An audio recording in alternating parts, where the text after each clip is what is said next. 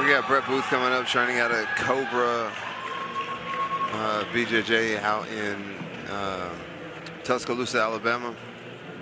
One of the very first gyms I ever started training at, with Curtis Taylor in his corner. Terry Wiggins as well, another early, getting to make his pro debut later on in March this year. So, you know, another one of those legitimate camps, training, a lot of good training partners, very jiu-jitsu heavy, very grappling heavy camp. So I would expect this fight to hit the mat early and often. Solid top pressure from these guys as well. So once he gets on top, he's gonna, be like a lead blanket on Jupiter. It'd be really hard to get him off of you, and so I would imagine Jacob Kirk's gonna have his work cut out for him to defend the takedown. Very competent striker. But in the small cage, it's hard not to wrestle.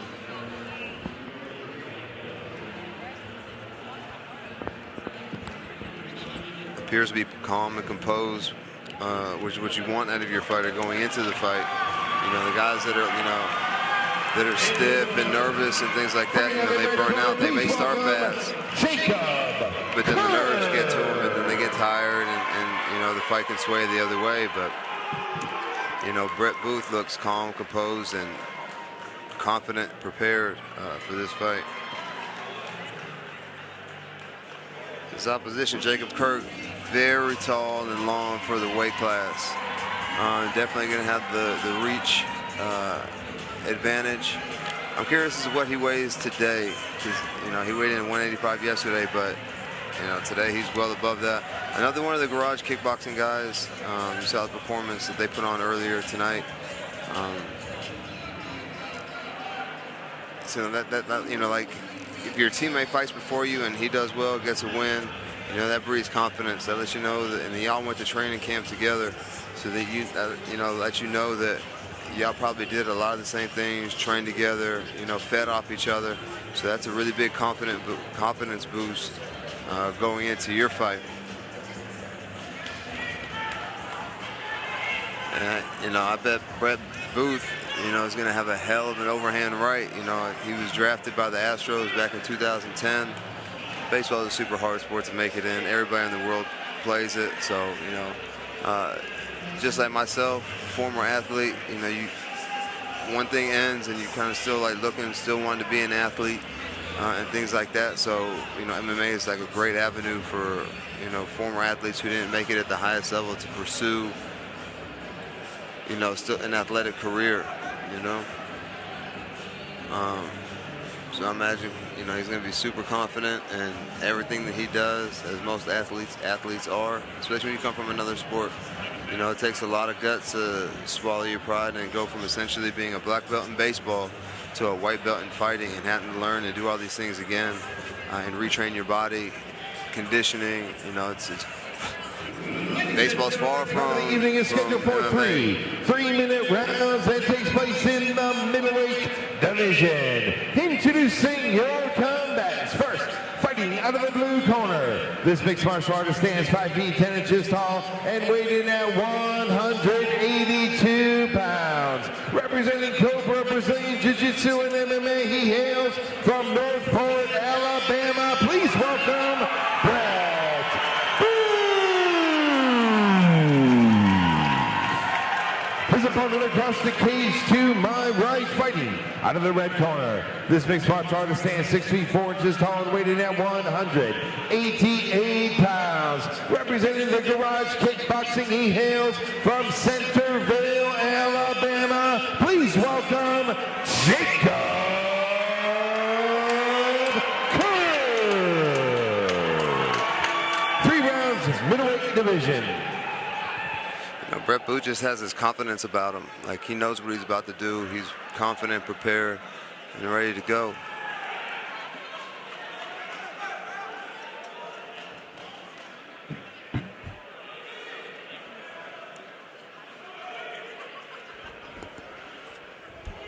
I bet you this fight is going to be have a really fast start.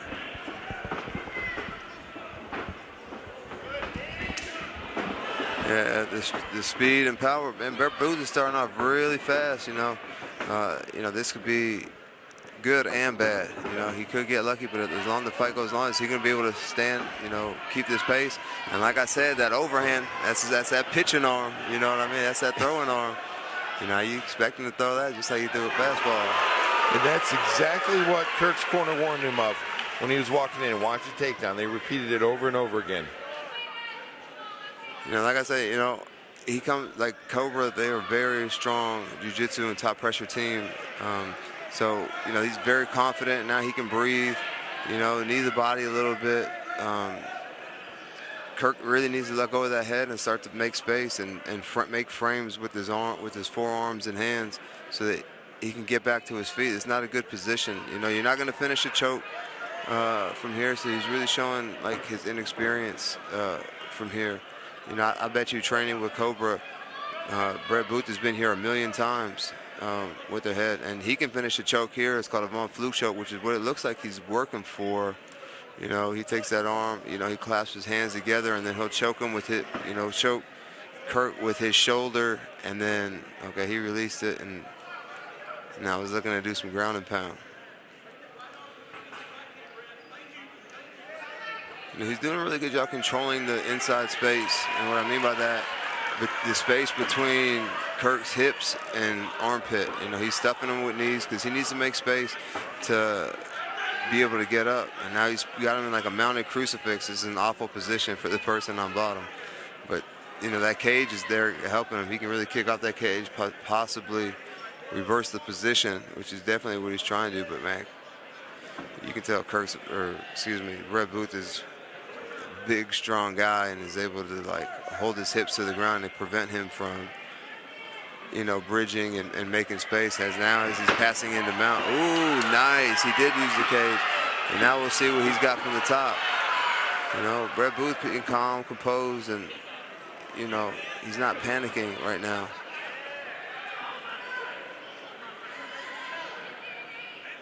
You know, Jacob Kirk's very unassuming, man. You look at him, he doesn't look like much, but, you know, this guy, you know, he's got, like, an eerie confidence about himself. You know, he's not making any facial expressions. You know, he's not like struggling. He's not showing that it's not like he's working very hard. He's just moving. He's calm. He's relaxed. And when you can do that, you can think. And when you think, like, you can get a step ahead. You know what I mean? You don't have to take a second to think and then move. He's thinking as he moves. And those guys are done. Ooh, saved by the bell. He had that rear naked choke locked in.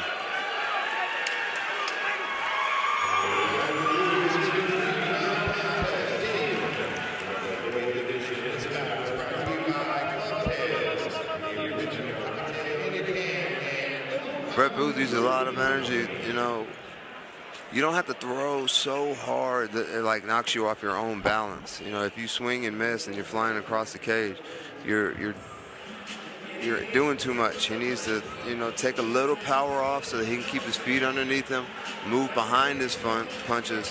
Sometimes guys, like, they'll throw punches and don't move their feet, so they get overextended, off balance, and then their opponent can really take advantage of that. So if I'm in Kirk's corner, I'm telling him, you know, let the big one go by. He'll be off balance, and you'll be able to counter him off of that.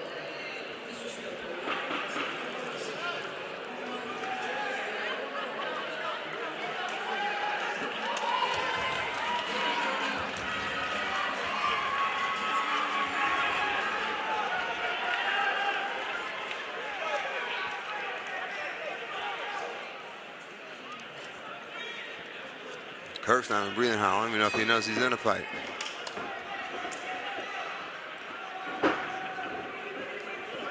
He's taking some punches and kicks and stuff, and he's got a really good poker face. It has to hurt a little bit, but he's just, his facial expression doesn't change. He is dropping that hand, his lead hand, and backing out with his chin up, and that's like the perfect scenario for somebody throwing big overhands like Brett Booth is. As you can see, Brett Booth already in the second round has slowed down quite a bit from the first one. Everything is power. Everything with Brett Booth is power and strength, but it's hard to maintain that. Kirk needs to like realize that, put the pressure on, use those long limbs, and go first, and stop letting Brett Booth like get off and do as he wishes.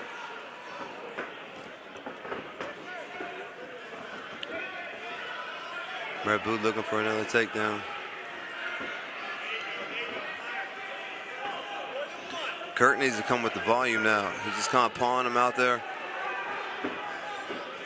But he needs to throw like legitimate punches and like make Brett Booth scared or make him respect that something's going to come back at him.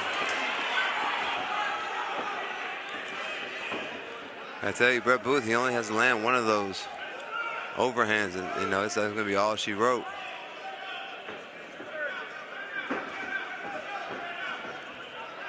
Oh, he's hurt that leg. Yeah, keep going. Yeah. He's not going to stop now. He smells blood.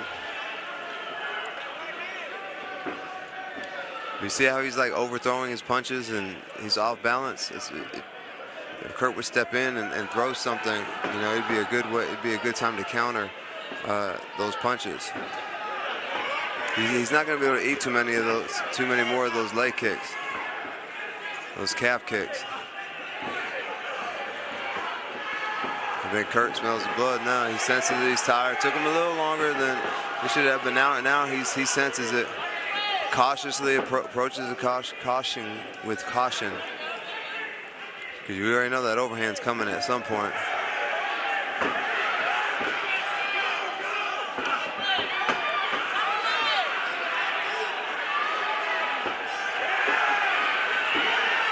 There you go. Every strike that Kirk lands is more confidence.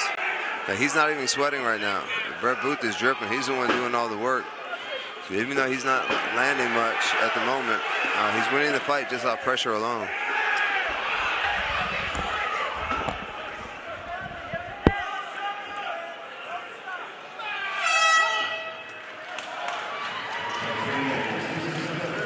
The body language for Brett Booth isn't so great. You know, if I'm in the corner, Jacob Kirk, man, you have to get a finish. You have to go for it. He's tired. He's exhausted. You know, he's all over the place. Throw some kicks. You know, you have the reach. You have the range. Tuck your chin. Don't pull out with your chin up and your hands down. You're going to get caught with an overhand. But you really need to put pressure and approach with caution.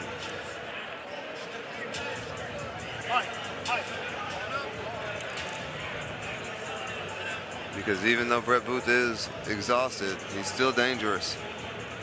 But Kirk needs to take advantage of that fatigue and put the pressure on him and see what he can do with that cardio. Seconds out. Seconds out. Mike. You need another one, Mike. Mike. Ooh, Brett Booth is going to catch a break. Get a little extra rest time.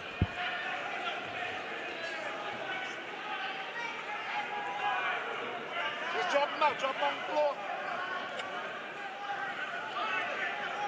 This is gut check time for Brett Booth.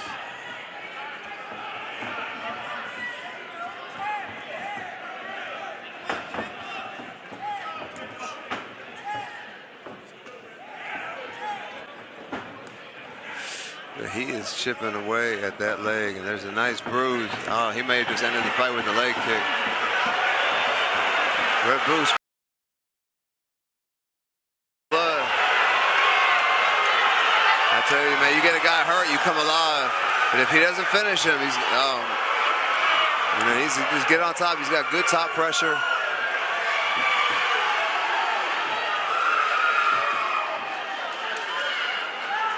And do damage. Don't let him get comfortable here. I know he's tired. I know he's exhausted, but these are 3-minute rounds, so he needs to be able to push the pace for all 3 minutes. And again, you know, with Kirk holding him here with his guard, you know, with his feet crossed and his arms clasped around his head, there's zero threat of submission at this point. So as tired as Kirk is, or excuse me, as tired as Brett Booth is, you know, he's very happy to just lay here and be on top. He's resting, doing just enough to stay on top and keep the referee from, you know, standing him up. Because that's the last thing that he wants right now. He's going to be happy up. Like I said, that was a mistake on Brett Booth's part. But Kirk is hurt, dude. That leg is severely compromised, and he's fighting from a left-handed stance and being a right-handed fighter. You know, the first thing that's going to go when you switch stances is your defense. So I doubt that he's very comfortable standing left-handed. Back to orthodox. He needs to go back to the leg kick.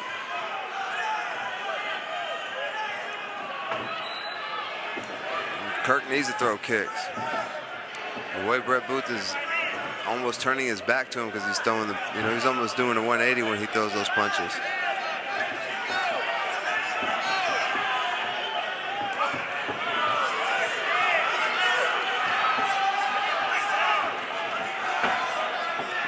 And that's one thing that comes with experience is reading the body language of the person you're fighting. You know, Brett Booth has been exhausted for a round and a half and hasn't been able, and Kirk hasn't done much to take advantage of it, except now that he was gifted a takedown. See, instead of taking the back in jiu-jitsu on him, he needs to go for the, it's going to be really difficult to finish a rear naked choke if the guy's got his arm in there. Oh, now he's got it. There's only 10 seconds left in the round. Is he going to tap? He tapped with less than 10 seconds. Oh, my God. Oh, my God. Slow and steady wins the race. Slow and steady wins the race.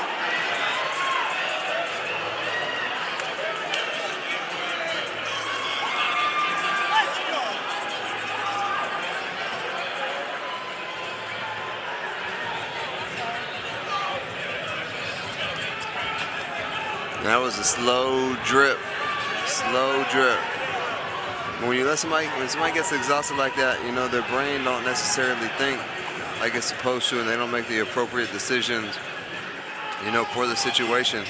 So Brett Booth, you know, made a critical error late in that third round and gave up his back. You know, with those long, skinny arms of Jacob Kirk, dude, you know, once they get around your neck, you know, that could be it. As you see, you know, he fought to the bell. With less than 10 seconds left, he was able to get a tap. So, you know, kudos to Kirk. I know that leg is compromised. I know he's hurt, but, you know, he found a way.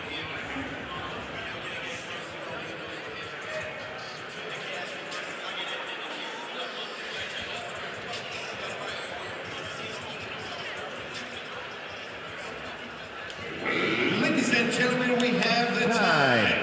2 minutes, 55 seconds of round number 3. Your winner by rear naked choke in the red corner, Jacob Kirk.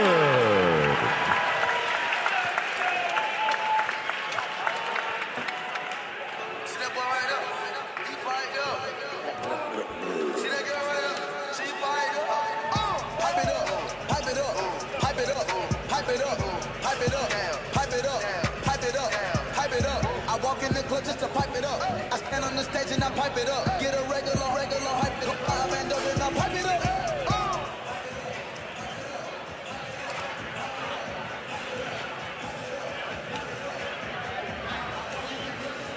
You know, if I'm Brett Booth and his coaches, I'm reviewing the film, and I'm being highly critical of myself. You know, obviously he has the athletic advantage in that fight. Obviously he's got the strength, speed, power. He was the athlete in that fight, but you know, he literally punched himself out. Everything he threw was 100%. Like, take him back, regroup. He's going to be a good fighter. He just needs to take some, you know, and everything is a fastball. You know, he needs to keep his feet up underneath him. And then when he gets, you know, the opportunity, then he can let him ride. But, you know, when you go back and hit mitts with him, you know, you need to tell him to take a little power off so that you can be there in the third round to finish the fight. And the exact opposite for Jacob Kirk is I'm watching this fight and, you know, being critical as a coach. You know, I need more output. You know, you got good jiu-jitsu, clearly. So let's get it to the ground. If you're not so comfortable on the feet, let's find a way to bridge that gap, go from standing to clinch to the ground, and find a way to get it there and make your life easy. 3-minute rounds, and it takes place in the welterweight division. Introducing your combats. First, fighting out of the blue corner, please welcome Chris Conrad.